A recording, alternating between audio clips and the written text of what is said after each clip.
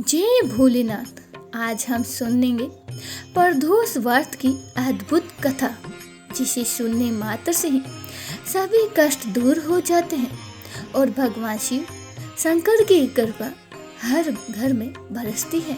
कहते हैं प्रदोष व्रत करने वाले वक्त पर महादेव स्वयं ही प्रसन्न होकर उसे धर्म, अर्थ, काम और मोक्ष चारों फल प्रदान करते हैं। आइए कथा शुरू करने से पहले महादेव का स्मरण करते हैं एक पवित्र श्लोक के साथ। हे शांत स्वरूप शिव, हे काल के काल भी काल हैं आप, सर्वनाशक आपको बार बार प्रणाम। आप महादेव हैं, आपको मेरा नमन है। प्रदोष व्रत का महत्व। प्रदोष अथवा त्रयोदशी का व्रत मनुष्य को संतोषी वे सुखी बनाता है। इस व्रत से संपूर्ण पापों का नाश होता है। इस व्रत के प्रभाव से विधवा स्त्री एक धर्म से दूर रहती है और विवाहित स्त्रियों का स्वभाव अटल रहता है।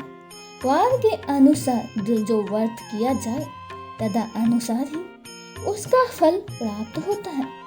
सूत जी कहते हैं, कथा अनुसार त्रयोदशी का व्रत करने वालों को 100 गाय दान करने का फल प्राप्त होता है।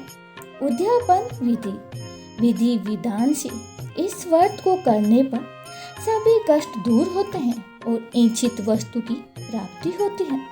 श्रद्धालुओं को 11 त्रयोदशी अथवा वर्ष भर की 26 त्रयोदशी के व्रत करने के उपरांत ही उद्यापन करना चाहिए। प्रदोष व्रत विधि भर में मुहूर्त में उठकर नित्य कर्मों से निवृत्त होकर भगवान शंकर का स्मरण करें। निहारा रहे सायंकाल सूर्य अस्त से पहले 1 घंटा पूर्व स्नान आदि कर्मों से निवृत्त होकर श्वेत वस्त्र धारण करें। पूजा स्थल को स्वच्छ जल और गाय के गोबर से लीपकर मंडप को भली भांति सजाकर 5 रंगों को मिलाकर पद्म पुष्प की आकृति बनाकर कुशा के आसन पर उत्तर पूर्व दिशा की ओर मुख करके बैठे और भगवान शंकर का पूजन करें। ओम नमः शिवाय इस पंच अक्षर मंत्र का जाप करते हुए जल चढ़ावे और ऋतु फल अर्पित करें। जल चढ़ाते समय इस बात का विशेष ध्यान रखें कि जलधारा टूटे नहीं। इसी मंत्र का जब लहर बंद हो। जल चढ़ाते समय यदि आंखें खुली हुई हो तो दृष्टि जल धारा पर टिकी हो और यदि भाव में आंखें मूंद गई हो तो ध्यान जप के शब्दों और अर्थों के साथ चल रहा हो।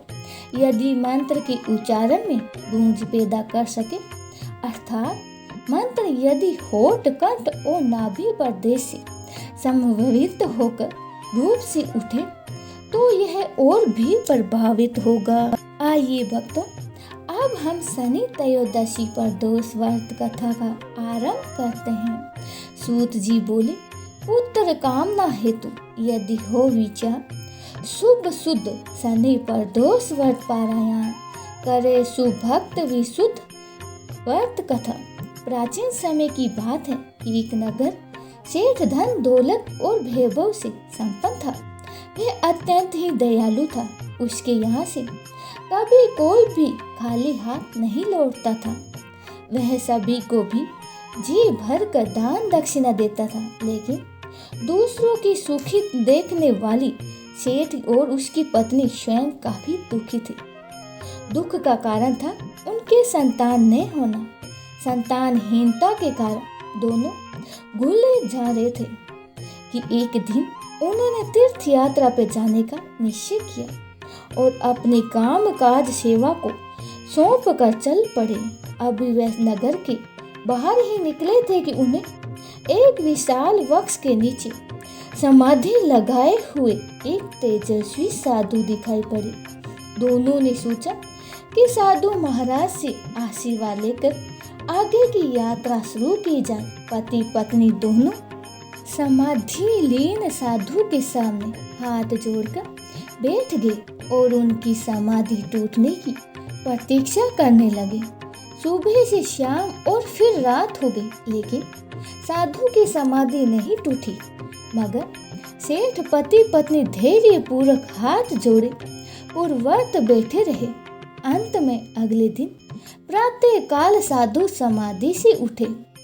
सेठ पति पत्नी को देखकर वह मंद मंद मुस्कुराए और आशीर्वाद स्वरूप हाथ उठाकर बोले, मैं तुम्हारे अंतर मन की कथा पाप गया हूँ बस। मैं तुम्हारे धैर्य और भक्ति भाव से अत्यंत ही प्रसन्न हूँ।